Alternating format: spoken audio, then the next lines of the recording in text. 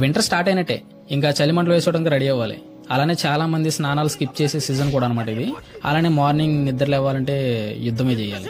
ఇంకా చలికాలంలో కొంతమంది వాళ్ళ కొత్త ఆరంభాలను మొదలు పెడుతుంటారు. అంటే వింటర్ స్టార్ట్ అవగానే ఎవరైతే సెల్ఫ్ ఇంప్రూవ్మెంట్ అలానే గోల్స్ మీద ఎక్కువ ఫోకస్ చేస్తారో వాళ్ళు ఈ వింటర్ సీజన్ లో, అంటే అక్టోబర్ 1 నుంచి జనవరి 1 వరకు వాళ్ళ గోల్స్ ని ఫాలో అవుతూ ఒక గోల్ లో పెట్టుకుంటారన్నమాట. కానీ ఇప్పుడు మన మెయిన్ టాపిక్ ఏంటంటే, ఇప్పుడు రాబోయే రోజుల్లో వింటర్ అనేది చాలా దారుణంగా ఉండబోతుంది. అలానే ఈ సంవత్సరం అన్ని సీజన్లో, అంటే ఎండాకాలం వర్షాకాలం కూడా అధికంగానే వచ్చాయి.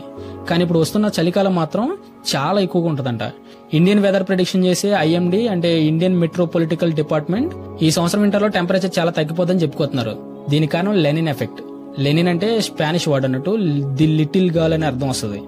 వాతావరణంలో జరిగే ఫెనామినల్ ఎఫెక్ట్ కారణంగా పసిఫిక్ ఓషన్ లో చాలా వాతావరణ మార్పులు ఏర్పడి పసిఫిక్ ఓషన్ లో ఓషన్ సర్ఫేస్ టెంపరేచర్ మొత్తం పడిపోయి నార్త్ అమెరికా నుంచి వచ్చే ట్రేడ్ విండ్స్ ని ఎఫెక్ట్ చేస్తుంది. అలానే పసిఫిక్ ఓషన్ మీద నుంచి వచ్చే చల్లగాలులు, అంటే కోల్డ్ వేవ్స్, ఆసియా మొత్తం విస్తరిస్తాయి. ఇది ఇంచుమించు 71% లెనిన్ ఎఫెక్ట్ గా ఉండబోతుందని చెప్పేసి వాతావరణ అధికారులు అయితే చెప్తున్నారు. దీనివల్ల ముఖ్యంగా నార్త్ ఇండియాలో ఎక్కువగా మంచు కురిసే అవకాశం ఉంది. హిమాచల్ ప్రదేశ్, ఉత్తరాఖండ్, పంజాబ్ లాంటి స్టేట్స్ లో ఎక్స్ట్రీమ్ కూల్ వేవ్స్ వస్తాయంట. ఇంకా హిమాలయాల్లో డబుల్ స్నోఫాల్ ఏర్పడుతుంది.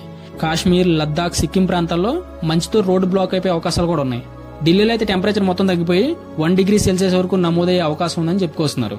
అయితే ఈ కోల్డెస్ట్ వింటర్ అనేది కేవలం ఇప్పుడే కాదు, 1947లో కూడా ఒకసారి వచ్చింది. దీనివల్ల మంచు చాలా అధికంగా కురవడం వల్ల అప్పట్లో చాలా ఇబ్బందులు పడ్డారు. అలానే 2003 వింటర్ లో కూడా చాలా దారుణమైన కోల్డ్ వేవ్స్ ని ఎదుర్కొన్నారు.